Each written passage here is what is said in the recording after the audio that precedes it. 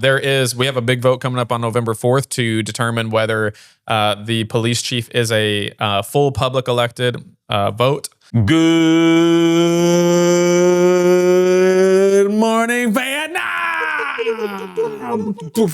Breaking news. It's the Weekly FayetteNAM News. I'm your host, Landon Ball, and it is time to cook. Just a disclosure, I have not seen the sun in 5 days, so this could be spicy. A little hint of spiciness, like a little hint of soy sauce. Right off the bat, Commercial Trust donates $50,000 for a new Fayette High School sign. $50,000 for a sign. They're just balling like that, dude. I don't even know what it displays. Weekly events. Dude, you could have given me $50,000 and I would have read your school weekly events. The Rotary Club is hosting Trivia Night on November 1st. The Rotary Club of Fayette will host its annual Trivia Night November 1st at the St. Joseph Catholic Church Fellowship Hall on Highway 5. Doors open at 6. Games begin at 7. Teams of 8 to 10 and players may register for $125 per team. A free soup and chili supper will be served with snacks, desserts, water, and soft drinks. The event will include a special Dead and Alive round, 50-50 raffle, cash prizes, and I believe I'm also offering mulligans as a sponsorship. The Fayette Police Department is going to host the pork steak dinner to benefit the holiday house. They do that every year. That is on Sunday, November 11th. Nope. Sunday, November 2nd at 11 a.m. My numbers got jumbled up. We have a busy Halloween schedule Friday, or in other words, just another Friday for people like me. But on this Friday, it's going to be one of the best. Friday is shaping up to be one of the best and busiest Fridays Fayette has ever seen in a long time. With the holiday falling on a Friday, lots of trick-or-treaters are expected to be prowling the streets late.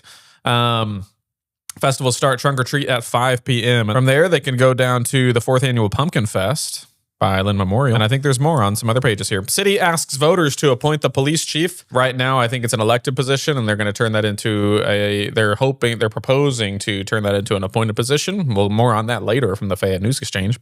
New conservation agent assigned to Howard County. Howard County has a new conservation agent. Who is it? Trent Oberg. He began serving on October 1st. One of my favorite shows is like Northwoods Law and things like that, like where conservation agents will totally just catch people like poaching. Have fun. What is the purpose of conservation? Agents. So that people don't shoot every single animal and that we have no animals to hunt and so that we can preserve the environment. Stupid question. It's like, why do we have law enforcement officers to enforce the law? I feel like I should be able to fish, It's the same category, basically. Yeah, you can fish. You can't just take 45 fish and then dump them on the side of the road. The same thing needs to happen to golf. We need to have some golf conservation agent advisors because there's just nimrods out there being dips on the golf course. Anyway, Golden Study Club teaches DES third graders about Missouri. The Geist Yancey Lecture welcomes Benton Scholar on November 6th. There's a lot happening in Fayette. Looks like, let's see here, the Christmas light contest is coming up. Contact Ann Schnell if you want to be in that. All right. Former city office holders are offering differing opinions on the city marshal proposal. The former mayor says vote no, and the former alderman, Reese Thomas, says yes. Interesting. I'll get more to that on my thoughts in a second. Optimist Club welcomes CMS students, installs new leaders. The Fayette Optimist Club welcomed Clark Middle School Students of the Month, and then they swore in some new leaders. It looks like Mark Quinley, Ron Anderson, Emily Engel, sorry if I mispronounced your name, Ben Gladden, Zach Niemeyer, Mike Jackman, Club President Sean Pridgeon, and Mike Raymore. See how many churches we got this week? 1, 8, 9, 10, 17, 18, 19. Still stuck on 19, baby. These churches ain't going nowhere. All right, on to the sports section. Falcons lose the season finale to number 8 Russellville. They pulled away for a 41-26 decision. That's some offense though for us. We'll take that for a positive note. We fall to 3-6 heading into districts. What is all this yellow stuff? Some bad printing by not the Fayette Advertiser, but the vendor that prints for the Fayette Advertiser. There's yellow ink everywhere on this paper. I don't think so. I mean, unless you dropped it in a puddle as you brought it to me. No, but it was raining a little bit. My hair's good. It's a little thin. That's because you're getting old. No, I take my biotin and it grows everywhere but my hair. Brother, CMU announces the newest Hairston Hall of Fame class. There's a new Hairston Hall of Fame class. You can read about that. Harrisburg caps its regular season with 2 wins and earns a district bye. Good for them. They beat Lynn 50-14. They stopped their 5-game skid and they have now earned. Exchange Bank donates big, not $50,000 big, but big to Fayette High School, $6,000 to, let's see here. Fayette members of Exchange Bank presented 2 checks. The first was for $500 presented to the athletic boosters, and the bank presented a $6,000 check earned by customers using their Fayette Falcons mascot debit cards. For every swipe, Exchange Bank of Missouri donates a portion of the transaction amount directly to the participating school district. That's cool. Looks like on October 31st, Fayette faces off against West Drain in that first round of districts. And then whoever does that has a lot of fun playing Salisbury the next game. Spooky Organ Concert Delights. Is this a church doing spooky stuff? Okay. I'm sick of it. This is like as opposite of a Christian holiday as you can get. All right. And a couple people end up in prison for some not fun stuff. You can read about that on your own if you haven't already seen it on the news. And now we're headed to your weekly unpopular opinion. Hi, welcome back to another unpopular opinion.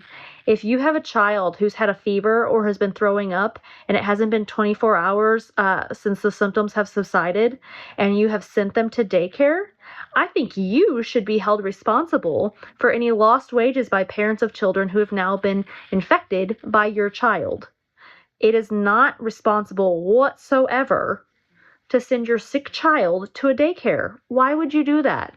One, you are now causing an issue where the daycare provider has to give your child extra attention, taking away from the other children. Two, the other children could become ill, which then makes their parents have to stay home with them, potential lost wages. Three, the daycare provider now has to sanitize everything and work above and beyond to make sure that they have a clean and safe environment for the children to come back to. Additionally, if it has been throughout the day that your child has been running a fever or been vomiting and your provider has reached out to you and said, hey, this is an issue, you need to come get your child, and you decide to wait until the very end of the day, I think you should be charged double. Why would you not want to comfort your child? On to the Fayette News Exchange. It's been spicy this week, but let's dive right in. For some reason, the New Franklin Lions Club is advertising in Fayette News Exchange. Canceled. Let's see here. Anyone looking for budget-friendly Dollar Tree meals, I recommend checking out this page. There's Dollar Tree dinners. Lori Roth recommended that. Fellow parents, swing by Fayette BTC Bank this week until Friday. There you have a little Halloween photo booth and sweet treats for the children. We would love to see. Paxton Vroman says, as the government shutdown will affect SNAP, if you are on SNAP and need assistance, please reach out to the local food bank. And if you're not affected, he says to reach out to the ones who do depend on SNAP. Long post here, but short story is the federal government still shut down. I don't think we've got SNAP benefits coming in November. So this would be a great time for us to step up as a community and take care of each other. All right. Cassie Joe, unpopular Cassie Joe, says, will any nursing homes be open to trick-or-treaters this Friday evening? They said, looks like Cecilia's at Glasgow Gardens will be. Ashbury Heights Bound the Funeral Home on 5 will be. The Lodge will also be. And Ashley Manor will also be open. So it looks like a few are open to go trick-or-treat in the nursing home. Kirby says, has anyone cut open a persimmon yet? What's a persimmon? A persimmon is a sweet orange-colored fruit from a tree in the Diospyros genus that is rich in vitamin A and C. Cool. I have not ever heard of that, so I've definitely not opened one of those up yet. The Lynn Memorial Church is having a pumpkin fest, a.k.a. Halloween celebration. Somebody's dog is lost again. Britt Bean Miller is bringing donuts to Glasgow next month. Hey, Fayette, come on. She will be there on Sundays from 8 to 12. Cool. The haunted house around Midway is closed. I think it had like electrical issues and then bankruptcy. I don't know. All right, here's the spicy stuff. Bradley Patty has become the hate goat of Fayette News Exchange. I just came up with that word and it's amazing. The hate goat of the Fayette News Exchange. There has been a lot of banter in here about police chief, qualifications, who should appoint it, and now we're attacking people's characters. I will just say, as someone who's about to post this on the internet, my advice to you is that the internet always wins. It always wins. You're not going to win an argument on Facebook, even if you're right. It's just you're going to win. You're not going to win. Somebody's going to get you. So we have a big vote coming up on November 4th to determine whether the police chief is a full public elected vote or if it is appointed by the mayor. Pros and cons to both sides here. The seeming reality right now is that the people elect the police chief And that's who is basically not oversight, but who determines who is the police chief is a police vote. And then the flip side of that is a mayor appointed one with more power probably resting in the city council. Mind you, the same city council that's elected by the people.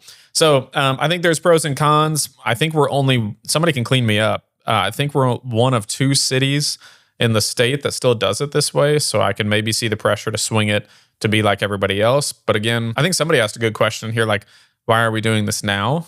There could be some other stuff in here that we don't know what's going to happen next after that. I won't say my inferences on that, but the point being, like, clearly there's not one perfect way to do it. I think as a community, we decide what needs to be good for us, what we want our town to look like. I personally am not aware of a super big crime issue in this town. I also know that the police force is one of the highest budget items in our city. But again, that could be what we're paying to not have crime issues, Like we say we have no crime issues. Is it because we have a very big police force? You made a good point that the city council's position becomes a lot more valuable if they're the ones deciding. I think the mayor and the city council races become more important in theory. I don't want to talk about Bo Wells because this is not about Bo in this situation. This is just about how do we have the chief of police. And I've seen some of the arguments about, like, well, if for some reason we don't like that chief of police anymore, then the people could rise up and recall. And that's been thrown out there. And I just don't think that's an easy, like, people act like that would just be like, if I had an issue with the chief of police, for me to run this giant recall vote is not as, like, easy, simple, or just like, yeah, no big deal. I'm just going to come for your job. I'd rather lay that on 6 people that we've elected than a large percentage of the town. I don't know. Assuming everyone's best intentions, like, let's just say it goes the other way and it's no longer, like, the people who elect them. Yep. So if the city council decides, I've also been told that also allows for, like, they can pull from anywhere, basically. So they, like, their hiring pool is big. I've heard that. I don't know that on authority. Yeah, because, like, at the end of the day, even if it does change, like, if it is the city, like, does anything even really, like, because I keep seeing people talk about standards, like the standards needed to hire. Yeah. But does the standards change if it's the city deciding? Or my biggest curiosity is if somehow this vote allows the if it somehow allows the city council to do away with the city police force and try to hire at the county. That's what I don't know if this vote allows or if they already have that power. But I think some people are nervous that this is the first step that they're going to go and do that next thing, which our Howard County Police Force is excellent too. So all that to say, make sure you're educated in this vote. And by educated, I mean don't read your Facebook stuff. Weigh out the pros and cons. Again, I don't think we're one of 2 cities that still does it this way, and I don't think we're unique in a good way necessarily in all aspects of our town. But again, like, if we're talking about police in general, we don't necessarily have a policing issue that I'm aware of. We have a roads issue. We have such a bad road issues that the police have to drive Chevys and Ford SUVs so that they don't die in a pothole as they chase somebody. I mean, seriously, if the pit bulls didn't want to get run over this town, they can hide in a pothole. Hey, their raps are cool, though. Their raps are cool. Anyway, on to the next thing. Don't hate people, by the way, and you're not winning on the internet. People have a right to voice their opinion. People have a right to disagree with it. But just know, like, as I'm about to put this on the internet always wins. And I know that as I'm saying that out loud to you guys. There's a lot of non-Fayette stuff in this Fayette News Exchange as if, like, it's the new place to advertise. Let's clean it up. Fayette only. There's 5,000 people in this Facebook group. There ain't no way. There ain't no 5,000 people here. Make Fayette again. Yeah, we got Boonville in here. Like, let's advertise. We got New Franklin. I'll let Glasgow in. That's fine. But New Franklin belongs to Boonville. Glasgow and us, we can hang out together. I don't know. Y'all chill. It's okay. I know some of you are triggered. I forget New Franklin's even, like, a town sometimes. New Franklin's a cute little town. They've been better at basketball and baseball for a long time. But we've crushed them in football. They don't have a football team. That's dirty. And they're better at baseball and basketball because of it. Over to Henry's Hometown Ice Cream for what's popping at Henry's. Okay. Oh, well, hello, Fayette. Nice to see you. What is going on this week? Well, we're releasing our Puppy Tracks ice cream on Friday. So you should come by and get some. You should come say hi to us at Trunk or Treat. Try some yummy ice cream. Also, if you haven't entered our giveaway, you should. Details are on our Facebook and Instagram pages. We're going to be announcing the person who wins the giveaway on Saturday, November 1st. So keep on the lookout for that. Other than that, pretty much the same. Our highest seller this week has been Oreo, and our least popular ice cream has been cinnamon. Sorry, Landon. He's really sad about that. Please buy cinnamon. Please buy cinnamon. Bye. Which actor would play in the movie about your life? I mean, I would love Chris Pratt to play me. I mean, dude's just good looking, kind of funny, sometimes has a dad bod, you know, but overall chiseled. So that's probably not totally fair. I think Michael Scott does a good job of, Steve Carell, by the way, does a good job of like being able to be hilarious and like very emotional in the same moment. So I would love to be played by Steve Carell, but like who could look like me? Some people say I look like the Prince of Saudi Arabia. Put that photo up right here. Seth Rogen will play Logan. So dirty. It's true. No, people have said Logan and Seth Rogen look similar. The dude that played 21 Jump Street. Magic Mike. Jonah Hill. No, the Channing Tatum. Oh, that's who I was thinking. I was thinking Jonah Hill was. Yeah, Jonah Hill. I'd be proud to be played by Jonah Hill. Absolutely. I could Brad see, Pitt. I think Robert Downey Jr. would be a good, like an Iron Man. Like Robert Downey Jr., he played Iron Man. He's got that entrepreneur. He's a little like smart and snarky though, but that's his character in Iron Man. But like, wait. Robert Downey Jr. Is that the same one who's in like Les Mis and the circus one? He's the white guy that played a black guy once. I get these guys confused. Who plays? And if it's the same person, I am cooked. Who plays like what's that? The circus movie, The Greatest Showman. Okay.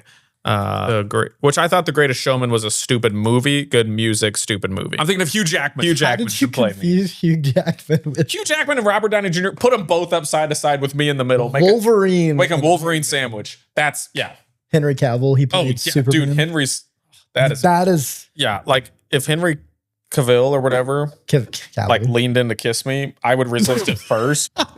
I'm not cutting that.